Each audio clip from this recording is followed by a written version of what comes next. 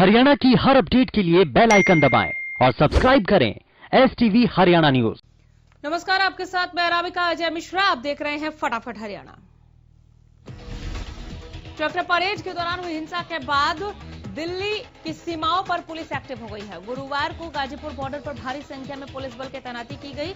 इस बीच जींद में भारतीय किसान यूनियन के प्रवक्ता राकेश टिकैत के समर्थन में किसानों ने सड़क जाम कर दिया।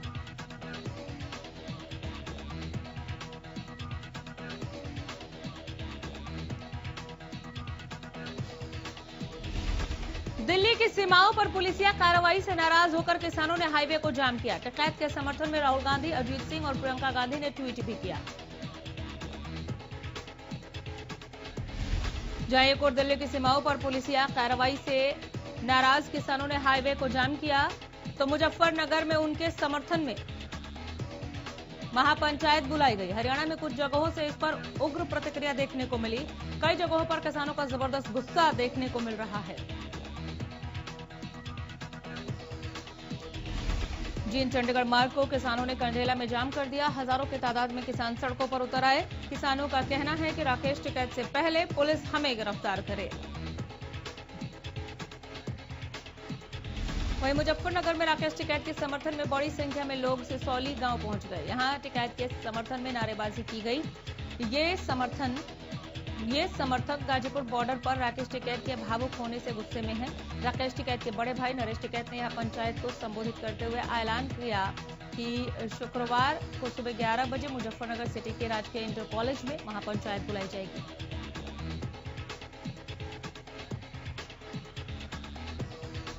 छब्बीस जनवरी को राजधानी दिल्ली में हुई हिंसा के बाद से गाजीपुर बॉर्डर पर मौजूद किसानों में तनाव की स्थिति बनी हुई थी। प्रशासन ने किसानों को जगह खाली करने के निर्देश दिए थे, लेकिन गुरुवार शाम किसान नेता राकेश टिकैत द्वारा आत्महत्या की धमकी दिए जाने के बाद पूरा माहौल बदल गया।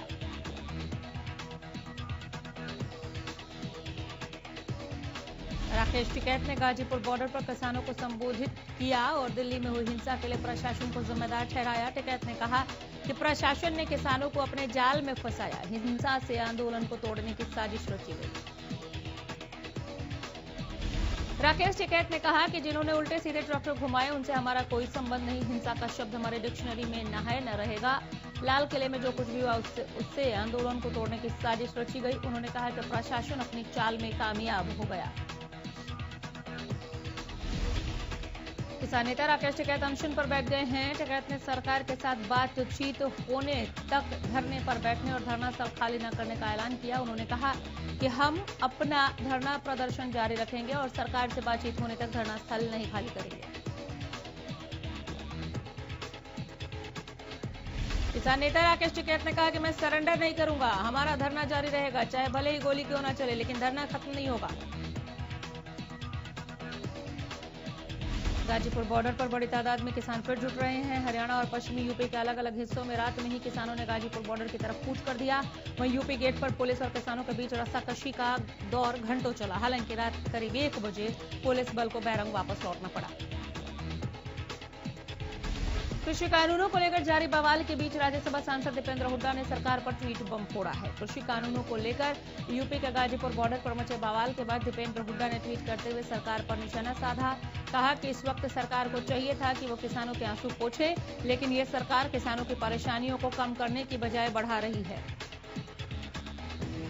जींद के कंडेला गांव में किसानों ने गुरुवार देर रात जींद चंडीगढ़ हाईवे जाम किया। दिल्ली बॉर्डर पर पुलिस की कार्रवाई से किसानों में रोष बना हुआ है। किसानों का कहना है कि पुलिस राकेश टिकैत से पहले हमें गिरफ्तार करे।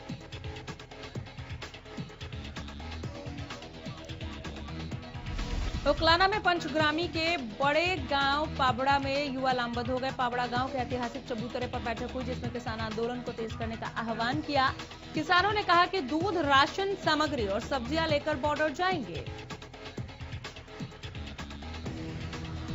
किसानों का आंदोलन 65वें दिन भी जारी है। सिरसा के शहीद भगत सिंह स्टेडियम में किसान नेताओं ने प्रेस कॉन्फ्रेंस की। किसान नेता लखविंदर सिंह औलख ने बताया कि संयुक्त मोर्चा द्वारा 30 जनवरी को उपवास रखने के आदेश हुए, लेकिन हमने ये निर्णय लिया है कि हम शहर में मौन जुलूस निकालेंगे। प्रदेश सरकार ने 3 जिलों में इंटरनेट सेवाओं पर रोक की अवधि बढ़ा दी है। किसी प्रकार की गड़बड़ी रोकने के लिए आदेश जारी किए गए हैं। सोनीपत, झज्जर और पलवल में इंटरनेट बंद किया गया है।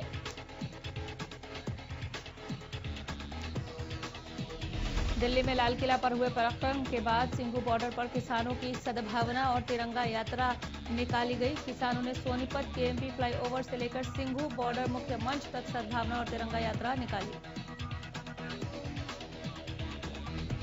यात्रा की अगुवाई हरियाणा किसान यूनियन के नेता गुरनाम सिंह चढ़ूनी ने की। किसानों का कहना है कि तीनों कृषि कानूनों के खिलाफ उनका आंदोलन जारी रहेगा और किसानों को आह्वान किया कि अपने घरों से निकलकर आंदोलन में पहुंचे। टीकरी बॉर्डर से बहादुरगढ़ बाईपास पर किसानों ने तिरंगा यात्रा निकाली। दिल्ली में हुए तांडव पर किसानों ने सरकार को जिम्मेदार ठहराया।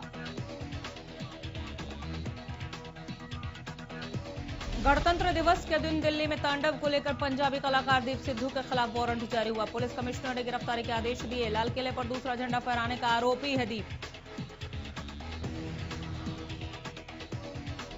बाकियों के प्रदेश अध्यक्ष गुरनाम सिंह चढ़ूनी ने सरकार पर गंभीर आरोप लगाए। चढ़ूनी ने दिल्ली हिंसा के लिए दिल्ली सरकार को जिम्मेदार ठहराया। चढ़ूनी का कहना है कि सरकार आंदोलन को बदनाम करने की साजिश रच रही है। सोनीपत में 35 दिन बाद मुठल टोल शुरू कर दिया गया है, जहां किसान आंदोलन के चलते 35 दिन से लगातार टोल को फ्री किया गया था। गुरुवार सुबह पुलिस बल की मौजूदगी के साथ मुठल टोल को सुचारू रूप से चालू कर दिया गया है, जहां हर आने जाने वाले वाहन से टोल वसूल कर ही आगे जाने दिया जा रहा है। दिल्ली में ट्रैक्टर परेड के दौरान हुए उपद्रव के बाद अंबाला के शंभू टोल प्लाजा को भी चालू करने की कोशिश टोल कर्मियों द्वारा की गई, लेकिन किसानों के विरोध के चलते फिलहाल टोल प्लाजा चालू नहीं हो सका।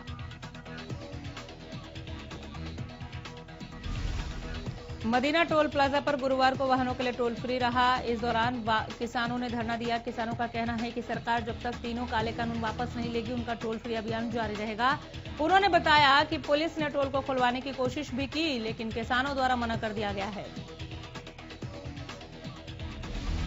पलवल नेशनल हाईवे पर चल रहे किसानों के आंदोलन के दौरान भारी पुलिस बल मौके पर पहुंचा। इस दौरान पुलिस की ओर से किसानों को जल्द सड़क खाली करने के निर्देश दिए गए हैं। पुलिस की ओर से जारी निर्देशों के बाद किसानों ने सड़क से अपना सामान हटाना शुरू कर दिया है।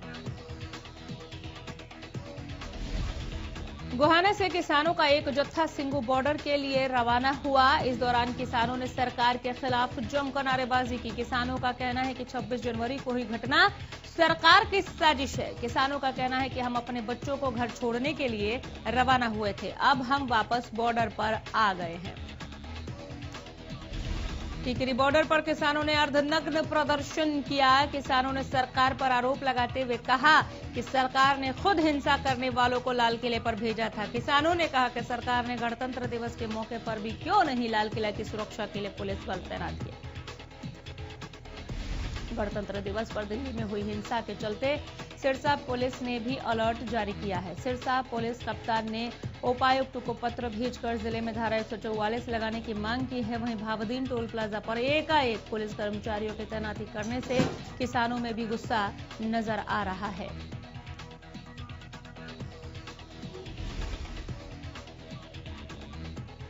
रेवाड़ी के NH-48 पर लंबे समय से बैठे किसानों ने धरना स्थल खाली कर दिया। आंदोलनकारी किसानों ने गुरुवार सुबह हाईवे को खाली कराया।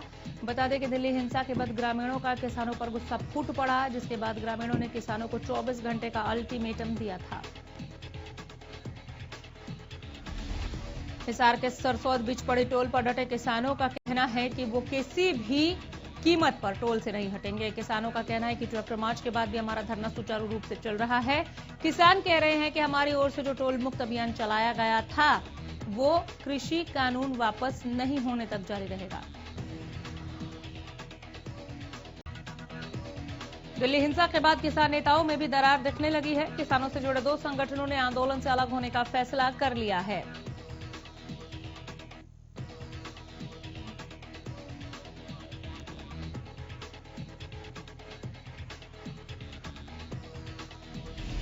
दिल्ली में हुई हिंसा को लेकर अब सियासी गलियारों में आरोप प्रत्यारोप का दौर जारी है। कांग्रेस के प्रवक्ता रणदीप सुरजेवाला ने दिल्ली हिंसा पर प्रेस कॉन्फ्रेंस की। इस दौरान उन्होंने कहा कि दिल्ली हिंसा इंटेलिजेंस की नाकामी है। अमित शाह को तुरंत प्रभाव से गृह मंत्री के पद से इस्तीफा देना चाहिए। कांग्रेस के हमले का जवाब केंद्रीय मंत्री प्रकाश जावड़ेकर ने दिया। उन्होंने पलटवार करते हुए कहा कि कांग्रेस लगातार किसानों को भड़का रही है। राहुल गांधी लगातार किसानों को उकसा रहे हैं। सीएम के सीएए के दौरान भी उन्होंने यही किया था।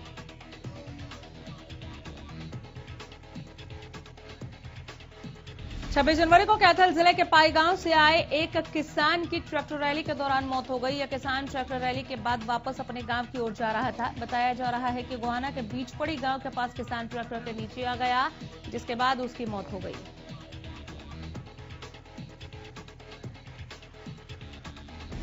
गोहाना के खानपुर गांव में स्थित बीपीएस महिला विश्वविद्यालय में प्रवेश द्वार पर अस्थायी असिस्टेंट प्रोफेसरों का अनिश्चितकालीन धरना 15वें दिन भी जारी है।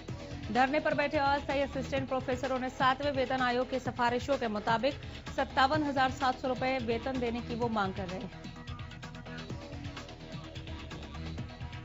कैबिनेट मंत्री अनिल विज के निवास के बाहर आशा वर्करों ने रोष प्रदर्शन किया।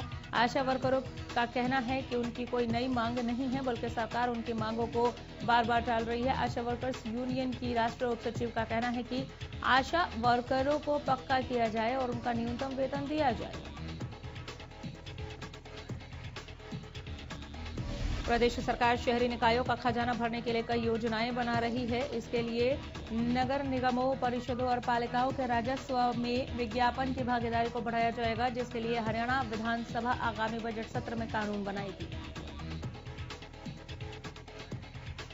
इस कानून के बनने से शहरी निकायों को अपने स्तर पर ही विज्ञापन की दरें तय करने का अधिकार मिल जाएगा। कानून का प्रारूप शहरी निकाय विभाग तैयार करेगा।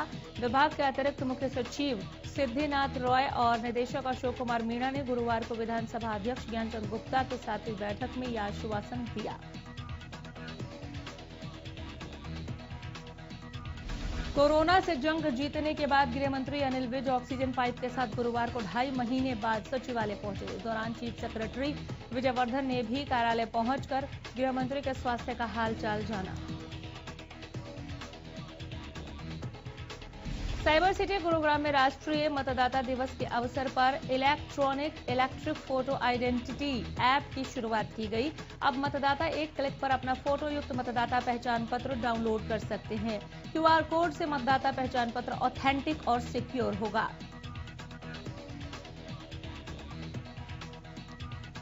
सोहना के गांव दोहला में प्रधानमंत्री सड़क योजना के तहत बनाई गई सड़क मार्ग गांव के पास परमिट लाइन पर अवैध रूप से विकसित हुई कॉलोनी के लोगों का शिकार है।